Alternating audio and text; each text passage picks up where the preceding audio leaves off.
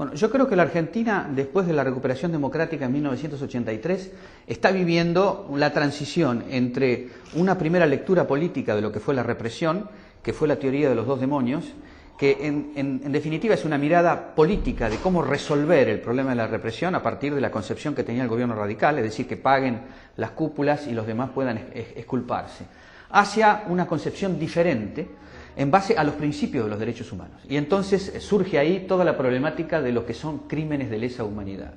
¿Qué significa esto?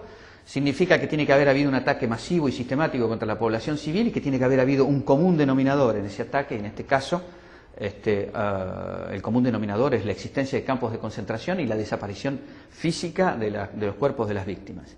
Esa teoría se ha impuesto concretamente y ha reemplazado ese pacto político que significó la teoría de los dos demonios, es decir, analizar la represión en base a los principios de derechos humanos, que es una concepción ideológica, y se lo aplicó a la dictadura militar.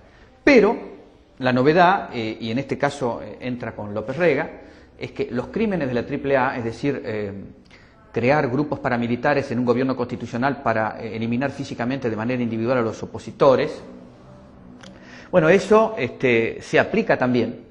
Se le aplica también el principio de crímenes de lesa humanidad, porque significa un ataque masivo y sistemático contra la población civil, y donde ya están prefigurados todos estos elementos del común denominador. No había 500 campos de concentración como se censaron en la época de la dictadura militar, pero ya existían en la época de López Rega campos de concentración en Córdoba, en el cinturón industrial del litoral chaco-santafesino, en La Plata, en Buenos Aires, y en alguna otra provincia que ahora se me escapa, digamos. Pero entonces creo que hace bien a la reconstrucción histórica sobre el pasado inmediato este tipo de investigaciones. No soy el único que ha hecho libros sobre el periodo de López Rega. La misma Cámara Federal se lo ha dicho al juez de instrucción, que no quiere avanzar, desgraciadamente, el juez Ollarvide, que hay 6 trabajos sólidos sobre este tema y que él tendría que investigar si esos trabajos aportan para hacer avanzar el esclarecimiento, porque lo que tenemos que pensar por encima de todo son los familiares de las víctimas. Esto es un poco... Esa gente necesita justicia y reparación. Bueno, la mayoría de ellos fueron reciclados en los campos de concentración. Los nombres están en el libro. Es decir, hicieron ese trabajo sucio en la época del gobierno, del último tramo del gobierno 73-76, y después fueron reciclados algunos en los campos de concentración de la dictadura. Otros no, porque eran gente que no la podían controlar las Fuerzas Armadas. Entonces las Fuerzas Armadas, como yo cuento ahí, los eliminaron concretamente, porque el criterio de la dictadura militar era ostentar el monopolio del uso de la fuerza.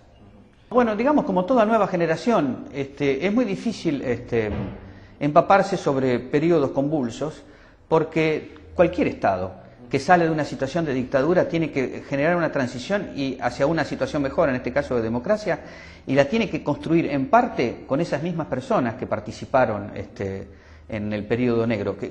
¿Cómo van a hacer en Libia ahora para construir un nuevo Estado? ¿No van a inventar personajes libios que no existen? O sea, entonces surge que el ministro del Interior o el presidente del Consejo Nacional de Transición fue ministro de la Justicia del anterior, pero bueno, fueron gente que rompió con ese pasado por una razón o por otra.